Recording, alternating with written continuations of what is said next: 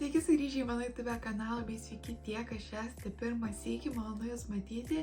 Kviečiu prisijungti prie mano kanalo narių bei taip gauti daugiau video iš karto, bei taip pat padėti mano kanalui augti, tai tikrai kviečiu prisijungti.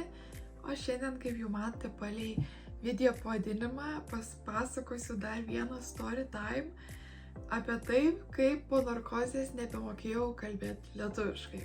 Bet, kada eiti iki to, turiu papasakoti viską, kas buvo prieš, kad suprasti pačią tą situaciją. Tai man operacijų yra atlikta dabar jau 7, jeigu neklystu. Ir prieš atliekant pirmą sykį pečių operacijas, tai čia buvo 16 ir 17 metais man tos operacijos, aš daug internete žiūrėdavau video visokių apie faktus įdomius, apie konspiracinės teorijas visokias ir panašiai, bet apie faktus, kai žiūrėdavau video, buvo faktų apie narkozę ir dalykus tokie, kuriem žmonėm yra nutikę su narkoze. Ir iš tikrųjų buvo blogai, kad aš tas video žiūrėjau, nes aš tuo metu nežinojau, kad man reikės operacijų ir nežinojau, kad negerai yra, kad prisigąsdinsiu save, bet žodžiu, apie narkozę 2 dalykus buvau girdėjusi. Tai pirmas dalykas, kad kai kuriem žmonėm, kai būna narkozė, jie, kaip sakant, užmiega visą kitą, bet jie toliau jaučia skausmą ir žodžiu, kad jiems taip skauda ir jie, kai atsibunda po narkozės, pamena visą tą skausmą, kaip jiems skaudėjo, nes jie jautė viską, ką jiems darė per operaciją, tik tiek, kad jie negalėjo nieko daryti, nes jie suparalyžuoti, nugulė atjungti, bet žodžiu skausmas neatsijungė. Ir tas dalykas mane žiauriai gąsdina, nes tikrai yra žmonių daug internete, kurie pasisako, kad jiems taip yra nutikęs narkozė. Ir žiauriai įdomus toks dalykas ir sako, kad dabar bent jau Amerikoje ten, kad pajungė specialius aparatus, kad stebėtų galvos veiklą, kad matytų, ar tu reaguoji kažką, nes jeigu labai didelė reakcija, vadinasi, kažkas nesuveikia ir tau skauda. Tai šitokį dalyką buvau girdėjusi apie narkozės. O kitas dalykas, ką buvau girdėjusi, tai kad buvo atveju internete, ne internete, buvo atveju žmonių, kurie po narkozės atsibudė, pradėjo šnekėti visiškai kita kalba, negu kad gyvena, moka, o pradėjo šnekėti visiškai kita kalba, kurios niekada nemokėjo ir staiga dabar visą kalbą mokė ir tipo yra tokie keli atvejai pasaulyje, kur taip nutiko žmonėm, kad žodžiu atsibudo po narkozės ir visiškai kita kalba pradėjo šnekėti. Ir man tas irgi buvo, kad kaip per narkozę galėtų staiga atsibusti, jau žinot kažkokią kalbą, kurios tu nežinai. Tai man buvo tokie keisti dalykai apie narkozę, kad taip gali paveikti žmogų ir panašiai. Tai toks, kaip sakant, labai įdomus dalykas. Tas narkozė iš vis man yra toks, labai įdomus dalykas yra narkozė, kaip pamastai, jeigu taip, kad atrastas toks dalykas, kad atjungti žmogų, bet žodžiu jo nenumirinti ir vėliau jis atsibunda ir viskas jau padaryta būna, iš tikrųjų dalykas įdomus ta narkozė. Ir kai man reikėjo operuotis, aš nebuvo, kad baisiai bijočiau, bet man tie dalykai buvo galvoj.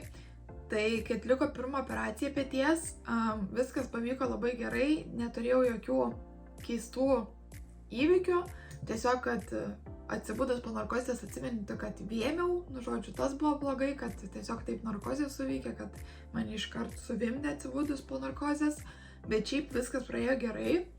Todėl, kai buvo jau antra operacija peties, aš nelabai ir bijojau, dėl to, kad galvojau, kad turėjau vieną patyrimą, kad viskas buvo gerai po narkozės, todėl kažkaip, nebebuvo taip baisu antrai operacijai gultis.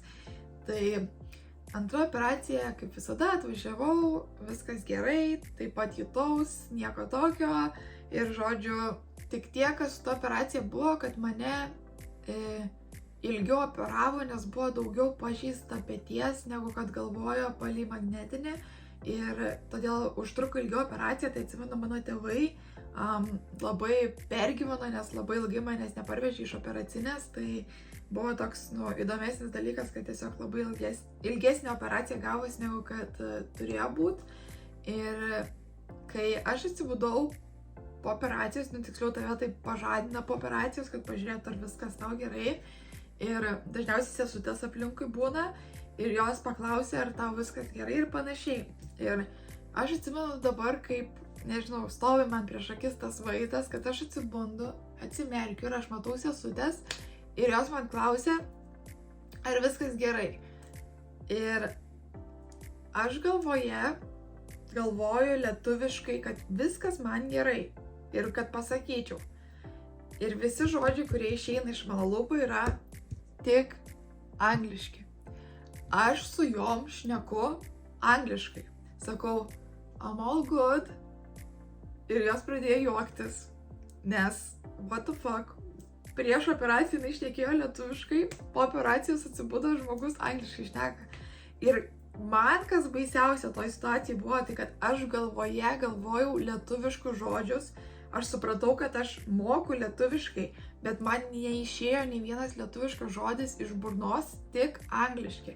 Ir toliau dar kažką klausė, tipo, žinau, kad juokėsi, klausė ir aš kažką dar, okay, everything good.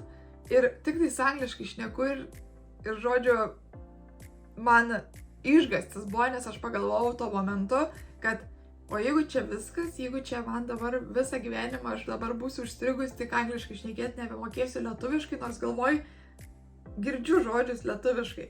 Tai čia buvo žiauriai keistas potyris ir sakau, prisimenu, kaip būtų nutikę vakar, nes antiek įsiminė tas vaizdas, kai tos sesutės mane visus taip žiūri, tai pusiau juokėsi, bet pusiau nesupratusias, ką aš čia darau, nes atrodė gal kaip, kad specialiai daryčiau, bet man tiesiog nebesigavo lietuviškai šnekėti. Ir tiesiog atsimenu, mane paliko toj pooperaciniai palatui ir aš gulėjau tokia pasimetusi, nes, kodėl aš ką tik tais angliškai šnekėjau. Ir praėjo ten nežinau kiek laiko praguli toj pooperaciniai, gal 30 minučių. Ir kai jau atėjo po tų 30 minučių ir kažką vėl manęs pakalbino, aš pradėjau šnekėti lietuviškai. Tai nežinau, kas ten nutiko smegenyse, bet kažkas įsijungė matyt, kad viską verčiau į anglų tiesiog. Ir kažkurio momentu tiesiog atgal grįžo smegenys į tą, ką turėjo grįžti. Ir man visas šitas dalykas bus be galo įsiminęs, nes, kaip taip gali būti, kaip taip nutikt gali. Ta prasme, kažkoks kosmosas man, kad man taip nutiko ir aš turiu dabar tokią patirtį visam gyvenimui, kad taip gali nutikti. Ir po to aš tikrai tikiu, kad, kai ten sakė, kad buvo žmonių, kurie atsibudo ir šnekėjo visai kitą kalbą, tai aš tikėčiau tuo, dėl to, kad, man nebuvo taip, bet buvo labai panašiai, kad, tiesiog nebegalėjau savo kalbą šnekėti kažkodėl. Ir aš vėliau mėginau logiškai pagalvoti, kas čia galėjo nutikti. Tai tokį vieną dalyką, gal įdomesnį faktą apie save pasakysiu, kad aš kartais, žinot, kaip būna, kad smegenyse su savim pasišneki. Ta prasme, ką nors paklausi, savęs atsakai žodžius smegenyse. Ir aš kartais smegenyse su savim šnekuosi angliškai. Ta prasme, nežinau dėl ko taip yra, bet kartais pas mane smegenyse mintis angliškos būna. Ne lietuviškai galvoju, o angliškai. Ir nežinau, kodėl taip yra, gal dėl to, kad labai daug žiūriu ir filmų, ir YouTube, ir panašiai anglų kalba, tai gal tiesiog labai jau įstrigus tą anglų kalbą, todėl jinai dažnai smegenyse. Ir aš vienintelį ką pagalvojau, tai gal aš, kai jau gulėjau ant operacinio stalo prieš pat mane užmigdant su narkoze, gal aš kažką pamačiau smegenyse angliškai ir užmigdė mane, ir todėl aš atsibudusi iškart šnekėjau angliškai dėl to, kad paskutinės mintis prieš narkozę buvo angliškos. Mėginau, tik taip galiu surišti, nes kitaip aš neturiu jokio net logiško paaiškinimo, kodėl aš galėjau šnekėti tik tais anglų kalba. Ir jo, tai čia buvo keisčiausias dalykas man nutikęs po narkozės. Ir atsimenu tada, kai jau nuvežė į palatą ir jau tėvai buvo, atsimenu, tėvam pasakojau, kad kad taip nutiko ir, visi kartu pasijuokėm, nes tikrai, ir juokinga situacija, bet ir sakau, mane tuo momentu, kai man nutiko, tai tikrai išgąsdino, nes, niekada negalvojau, kad iš tikrųjų man taip kažkas tokio gali nutikti, bet man nutiko ir tikrai šitą istoriją man viena iš įsimintiniausių tokių su operacijom susijusių dalykų, dėl to, kad, džiauriai keista ir taip kaip ir nepaaiškinama, bet, nežinau, man tai, kad visi dalykai labai įdomus būna, kai žmonėms nutinka visokių tokių dalykų, tai kad man kažkas tokio nutiko, aš sakau, negalėjau patikėti, bet jo, turėsiu tokią keistą patirtį visai gyvenimui ir... Įdomu, ar sesutėm čia buvo pirmas iki irgi toks patyrimas, ar gal kažkada jau yra buvę irgi įdomu, bet aišku, nepaklausiau nieko, bet jo, turbūt ir tom sesutėm turėjo būti labai labai keistas reiškinys, kad žmogus atsibudęs nebekalba lietuviškai, tiesiog dingo lietuvių kalba, bet atsirado galiausiai. Tai jo, toks šįkart būtų mano story times apie narkozę ir nebemokėjimą kalbėti lietuviškai. Tikiuosi jums patiko, jeigu patiko, būtinai palaikykit, pasubscribykit ir paspauskit tą varpelį, kad niekad nepraleistumėt mano video. Taip pat ekstra padėka mano šviesinėlės kanalo nariams, ačiū, kad taip mane paremėt. Taip pat pasiekite mane Instagrame bei TikTok'e, ten visat jūs laukiu, o dabar iki ir iki kito video.